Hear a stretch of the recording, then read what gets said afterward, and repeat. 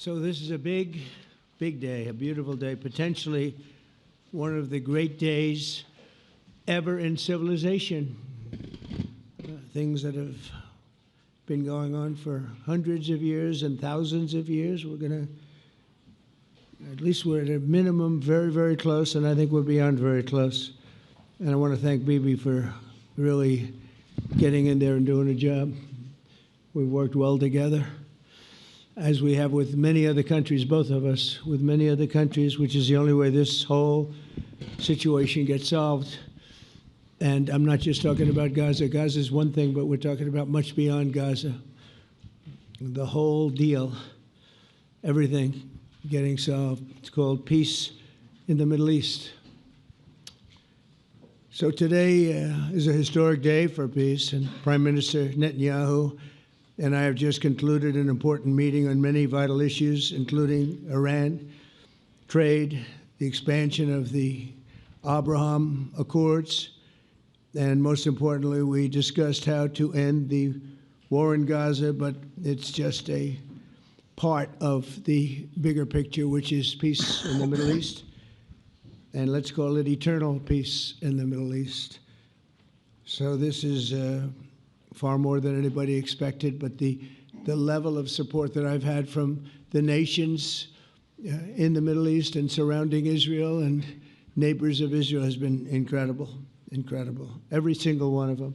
This afternoon, after extensive consultation with our friends and partners throughout the region, I'm formally releasing our principles for peace, which people have really liked, I must say.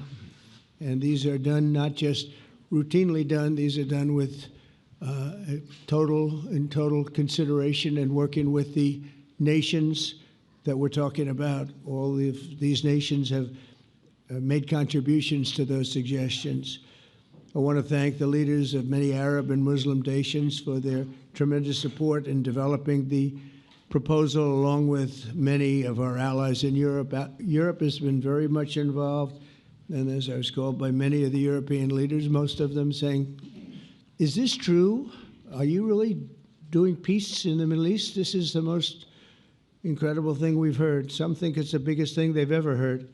They called just to find out, was it just a rumor or is it actually done? And then they said, have you spoken to the Arab leaders? Have you spoken to all of the other leaders that we have to get? A lot of people involved in this one. I also want to thank Prime Minister Netanyahu for agreeing to the plan and for trusting that if we work together, we can bring an end to the death and destruction that we've seen for so many years, decades, even centuries, and begin a new chapter of security, peace, and prosperity for the entire region. And I want to just say that my meetings and dialogue that we had with so many countries, Saudi Arabia as an example, the king is a phenomenal person. The Emir of Qatar, he's an incredible people. UAE, and that's MBZ and ABZ. We're totally involved. These are the people that we've been dealing with and who've been actually very much involved in this negotiation, giving us ideas, things they can live with, things they can't live with. Pretty complex. I mean, after 2,000, 3,000 years, whatever it is, I guess it's got to be a little complex, or it would have been done a long time ago. The King of Jordan was with us, as you know, in the United Nations. The President of Turkey, President Erdogan, is a friend of mine, a strong man, but a good man. President of Indonesia, somebody who's an amazing leader, Prabowo. He is an amazing leader and respected by everybody. He was in the room with us. We were together with most of these people that I'm mentioning. Others were by phone or the next day. The Prime Minister and the Field Marshal of Pakistan, they were with us right from the beginning. Incredible. In fact, they just put out a statement that they fully believe in this pact. It just came out just as I was walking around. They said, "Sir, you have a big notice from the Prime Minister of Pakistan and from the Field Marshal that they back this 100%. President El-Sisi of Egypt, who's terrific. And these are people I've gotten to know over the years. I mean, I would say it started around 2015 and then went into 2016 when the presidency officially began. But I've known him actually for a long time, and there are many cases really great men. I can't say in all cases, but I will tell you in many cases they're great men and some great women too. They tend to be mostly men, however, I will say that. But if accepted by Hamas, this proposal calls for the release of all remaining hostages immediately, but in no case more than 72 hours. So the hostages are coming back, and I hate even saying this from the standpoint, doesn't sound right, but it is so important to the parents. The bodies of the young men, I believe in almost all cases, the young men are coming back immediately. I met with parents. The parents felt as strongly about getting the body of their dead boy back as they did as though the boy were alive and well. It's so important to them. And it means the immediate end to the war itself, not just Gaza. It's the war itself. Under the plan, Arab and Muslim countries have committed, and in writing in many cases, but I actually would take their word for it. The people I mentioned, I'd take their word for it, to demilitarize Gaza, and that's quickly. Decommission the military capabilities of Hamas and all other terror organizations. Do that immediately. And we're relying on the countries that I named and others to deal with Hamas. And I'm hearing that Hamas wants to get this done too, and that's a good thing. And destroy all terror infrastructure, including the tunnels, weapons, production facilities. They have a lot of production facilities that we're destroying. They'll also help train local police forces in the areas that we're discussing right now, in particular in and around Gaza, working with the new transitional authority in Gaza. All parties will agree on a timeline for Israeli forces to withdraw in phases. They'll be withdrawing in phases. No more shooting, hopefully, as progress is made toward achieving these goals. Arab and Muslim nations need to be allowed the chance to fulfill these commitments of dealing with Hamas. They have to deal with them because they were the one group that we have not dealt with. I haven't dealt with them. But the Arab countries are going to, and Muslim countries are going to be dealing with Hamas, and I believe they've already been there. I think they probably have an understanding, and they haven't maybe mentioned that, but I would imagine they do. Otherwise, they wouldn't have gone as far as they've gone. If they're unable to do so, then Israel would have the absolute right and actually our full backing, the U.S. full backing. Marco's here, and a lot of our leaders are here, our great Vice President, Susie Wiles, Steve Witkoff, Jared Kushner. They've been so involved in this process. I don't think anybody else could have done it or even come close. But it's we're right there. We're right there. First time in thousands of years, I think you can probably say, if you really look into it, if you study back, if you're a scholar, you would say thousands of years. Israel would have my full backing to finish the job of destroying the threat of Hamas. But I hope that we're going to have a deal for peace. And if Hamas rejects the deal, which is always possible, they're the only one left. Everyone else has accepted it. But I have a feeling that we're going to have a positive answer. But if not, as you know, Bibi, you'd have our full backing to do what you would have to do. Everyone understands that the ultimate result must be the elimination of any danger posed in the region, and that danger is caused by Hamas.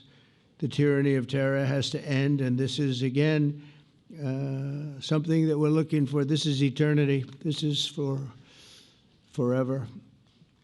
To ensure the success of this effort, my plan calls for the creation something that we're looking for. This is eternity. This is for forever.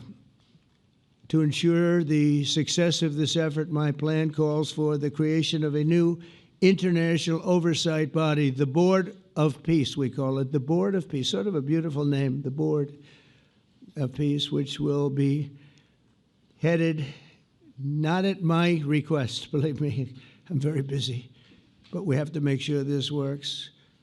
The leaders of the Arab world and Israel and everybody involved asked me to do this, so it would be headed by a gentleman known as President Donald J. Trump of the United States. That's what I want, is some extra work to do, but it's so important that I'm willing to do it, and we'll do it right, and we're going to put leaders from other countries on, and leaders that are very distinguished leaders, and we'll have a board, and one of the people that wants to be on the board is the UK former Prime Minister, Tony Blair, good man, very good man, and some others, and they'll be named over the next few days, and it'll be quite the board. Working, everybody wants to be on it now. I don't know if that had anything to do. They named me and everybody else wanted to be on it. I guess they figure, well, he's a soft touch. He'll be easy to deal with. Working with the World Bank and others, it will be responsible for recruiting and training a new government that will be made up of Palestinians along with highly qualified experts from all around the world. Hamas and other terrorist factions will play no role in the board, but they'll play no role in the governance of Gaza at all, directly or indirectly. As you know, thousands of Hamas leaders have been killed and soldiers have been killed. And we can never forget October 7th, but thousands have paid the price for that. And now it's time to get our hostages back and get back to trying to build something that's really great and very important. In our meeting today, Prime Minister Netanyahu was very clear about his opposition to a Palestinian state. And he continuously mentions October 7th, and I understand that. Most people do. And I understand and respect his position on many things, but what he's doing today is so good for Israel. I notice that they have large crowds gathering in Israel all the time, and they have my name up. They like me for whatever reason, maybe I don't know, but they do like me. But they say two things: please get the hostages back, and please end the war. They've had it. It's had it. So I think it's a very popular thing you do, because he's a warrior. He doesn't know about getting back to a normal way of life, but he is a warrior, and Israel's lucky to have him. But now the people want to get back to peace. They want to get back to normalization in a true sense. Several countries have foolishly recognized the Palestinian state. As you know, some of our European friends, allies, good people, but they're really, I think, doing that because they're very tired of what's going on for so many decades. They've been presidents and prime ministers for years, and during this time, having to do with the Middle East, all they're doing is talking about the same thing over and over. They want to see it get back. And nobody wants that more than me, or I believe Bibi too. But the people of Israel want it. They really want it. They want the hostages back. That includes the probably 32 bodies that we're talking about, 20 people that are living, 32 or so people that are dead, and they want to have peace. So let us not forget how we got here. Hamas was elected by the Palestinian people. Israel withdrew from Gaza thinking they would live in peace. Remember that a long time ago? They withdrew. They said, you take it. This is our contribution to peace. But that didn't work out. That didn't work out. It was the opposite of peace. They pulled away. They let them have it. And I never forgot that, because I said, that doesn't sound like a good deal to me. As a real estate person, I mean, they gave up the ocean, right? Ron, they gave up the ocean. They said, who would do this deal? And it still didn't work out. They were very generous, actually. And they gave up the most magnificent piece of land in many ways in the Middle East. And they said, all we want to do now is have peace. And that request was not honored. Instead of building a better life for the Palestinians, Hamas diverted resources to build over 400 miles of tunnels and terror infrastructure, rocket production facilities, and hid their military command posts and launch sites in hospitals, schools, and mosques. So if you went after them, you'd be after them, and you wouldn't even realize you ended up knocking out a hospital or school or a mosque. A terrible thing, terrible way to have to fight. No fight is good, but that's a real bad one. So there are many Palestinians who wish to live in peace. Many. I've seen so many of them, and they have support.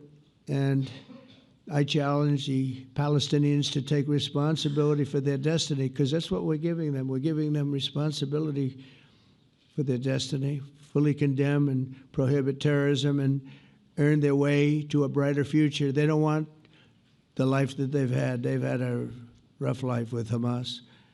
If the Palestinian Authority does not complete the reforms that I laid out in my vision for peace in 2020, they'll have only themselves to blame. We're giving them an amazing footprint, and they have amazing support from the leaders of the Arab world and the Muslim world, the great leaders. These are great leaders. These are unbelievable leaders that have built great countries and very wealthy countries.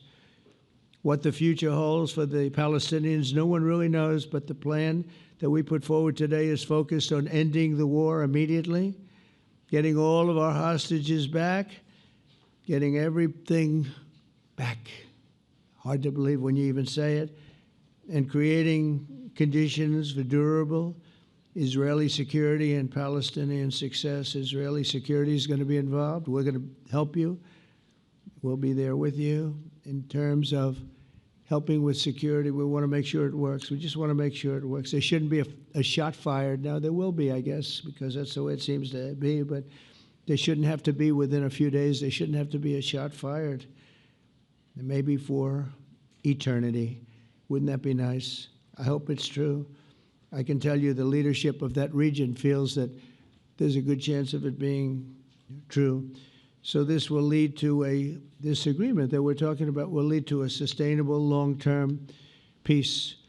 No president in history has been a greater friend of the state of Israel than I have, in addition to negotiating the Abraham Accords. I like to say it that way because the real people, that's what they call Abraham.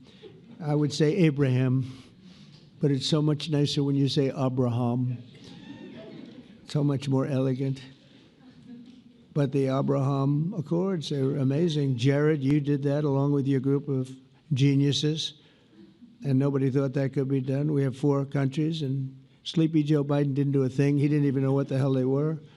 He should have had them fold up. But I think this will also lead to packing them. And who knows, maybe even Iran can get in there.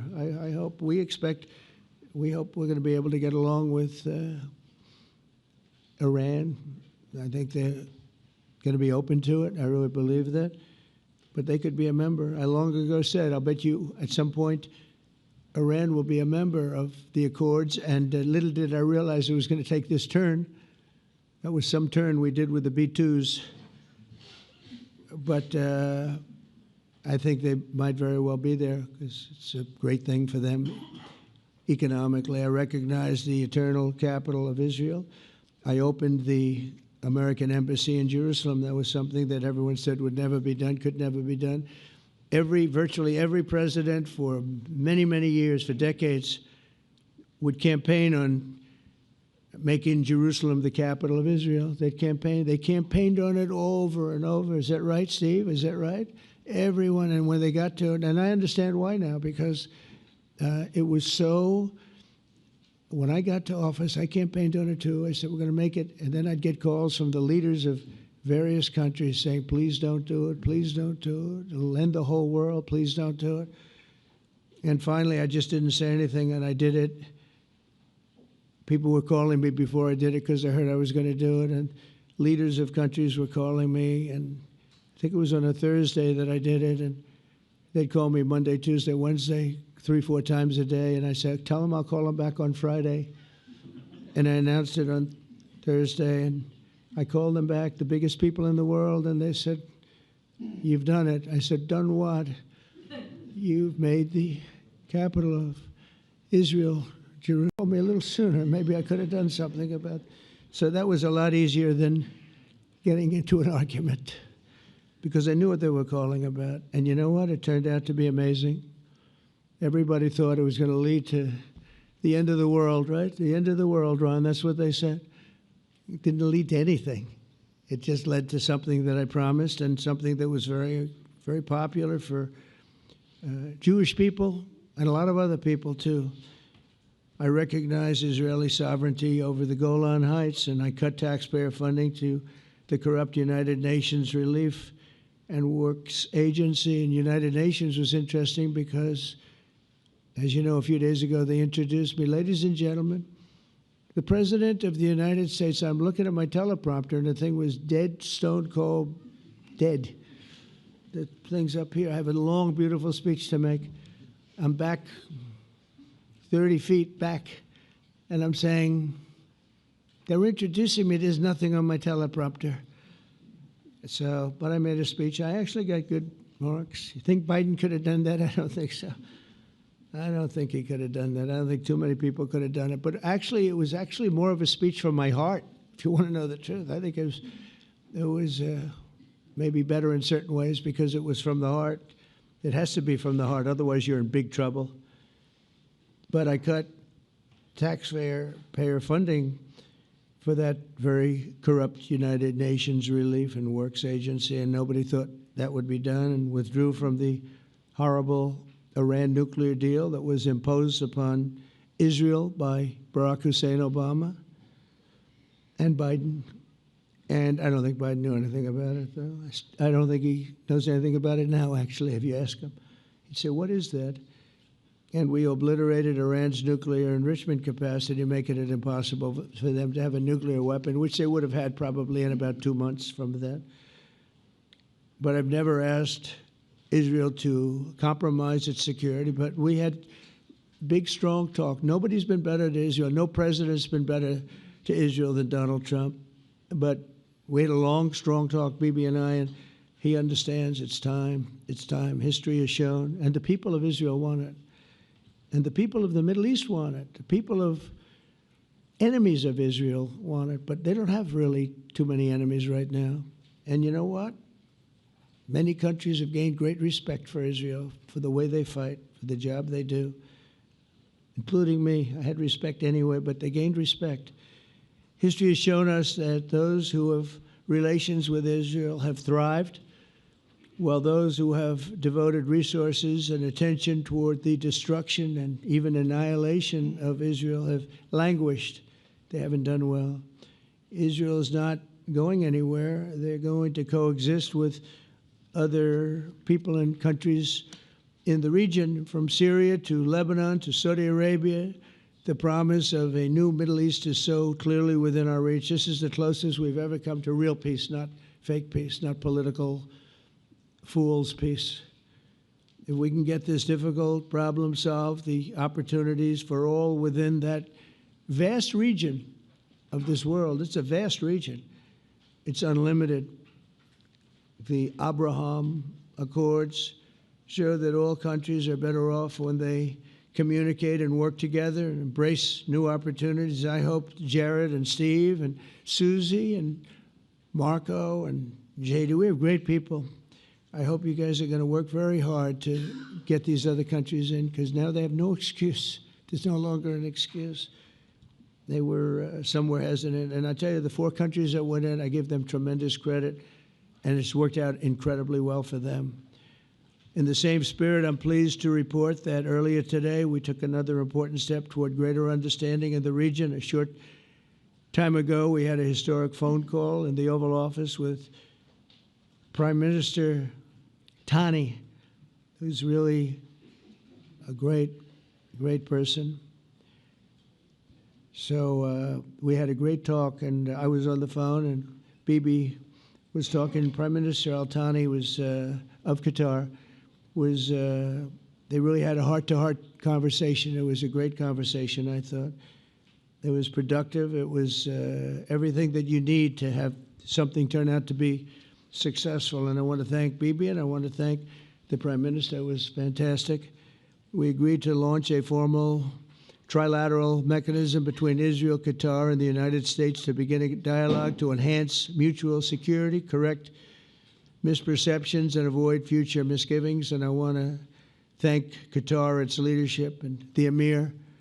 He's a fantastic person. I think, I'm going to be his public relations man because I know him differently than a lot of people know him. But he wants peace. He wants to see peace. And his people, and they really acknowledge the critical role that they've played as mediator. And again, we're not quite finished. We have to get Hamas, but I think they're going to be able to do that. So now it's time for Hamas to accept the terms of the plan that we've put forward today. And again, this is a different Hamas than we were dealing with because I guess over 20,000 have been killed. Their leadership has been killed 3 times over. So you're really dealing with different people than we've been dealing with over the last 4 years, 5 years. Everyone has done their part and come to the table in good faith. Our Arab and Muslim partners are fully prepared to step up and fulfill their commitments for the benefit of the people of Gaza and the entire region. They're willing to step up and do a lot. They really are. There are a lot of good people involved. Everybody who wants to see an end to the violence and destruction should be united in calling for Hamas to accept the extremely fair proposal so that we can end the war and get us back our hostages right now and have everlasting peace. And I look forward to having relationships with everyone. As the chairman of the board, I'll be involved, and we'll have meetings with some very smart people that'll be working over there to make sure that we haven't just been wasting time with an agreement that doesn't get done. The task of building peace will not be easy. There are some of the hardest problems in the world to solve, and that's why it's been going on for so many centuries. But too many lives are at stake not to try, and this was more than a try. I mean, I think this is something that gets done when you have virtually every country, and these are powerful, powerful countries that have a lot of money, and the money can make things happen. A lot of countries try, and they don't have any money. These are very rich countries that can make things happen. So together we'll forge a much safer and more hopeful future for everybody, including Israel. And I want to thank Prime Minister Netanyahu for his partnership. And I want to thank all of the leaders, the kings and the emirs and the presidents and prime ministers, people I mentioned. And they've been absolutely fantastic to work with. And it's just happened very quickly. It's happened from a couple of weeks before I had a couple of meetings, but a couple of weeks before we went to the United Nations, and we had some incredible meetings. It all came to place. It all took place, and everybody wanted to be a part of it. I don't have anybody that's saying we don't want anything to do with it. It's just the opposite. And I'll tell you, a couple of years ago, a year ago, I don't think we would have had this kind of participation, Mr. VP, right? I don't think we would have had. It's been amazing. The participation was 100%. Everybody wants to be a part of it. And everybody, those very strong countries, everybody wants it to work. So, Bibi, congratulations on this. I think this will be your crowning achievement, frankly. If this all works out, we think it will. It's going to be your crowning achievement. And I want to thank you very much for being here. Thank you. Please. Thank you. Thank you.